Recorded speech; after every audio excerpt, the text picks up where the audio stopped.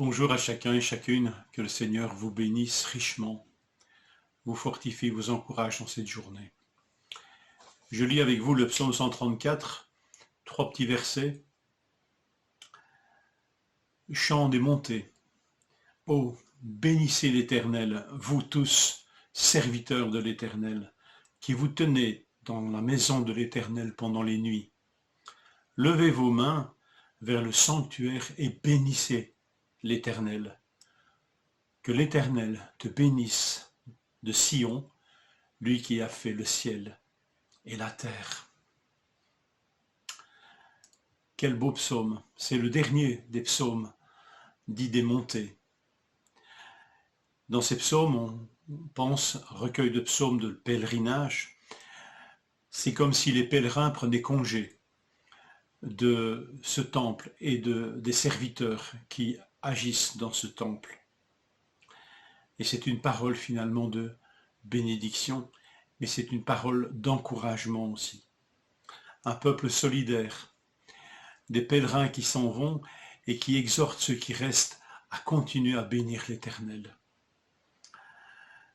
Je crois qu'aujourd'hui, cette distinction entre ceux qui restent dans le temple et ceux qui s'en vont, elle est caduque. Nous sommes tous devenus des prêtres, des sacrificateurs par la grâce de Jésus-Christ.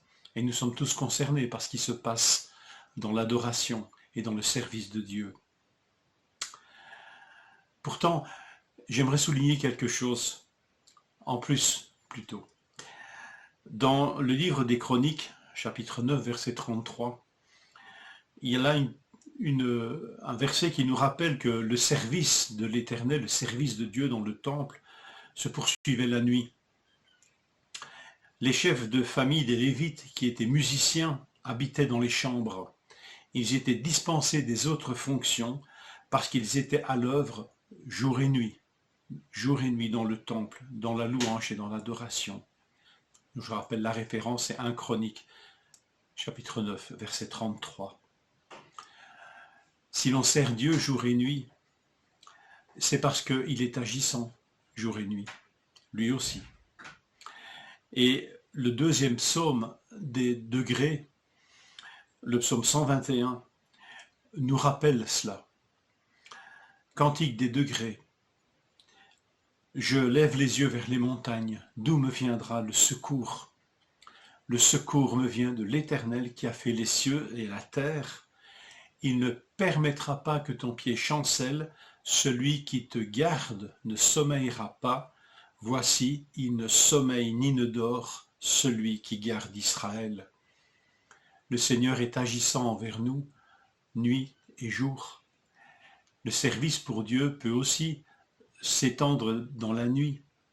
Alors si le Seigneur nous appelle, si le Seigneur nous met à cœur d'intercéder, rappelons-nous que notre Seigneur est le même le jour et la nuit, et qu'il ne sommeille ni ne dort, celui qui veille sur nous. L'adoration peut lui être adressée aussi dans la nuit, tout comme le jour. Béni soit l'Éternel, qui ne sommeille ni ne dort, celui qui nous garde.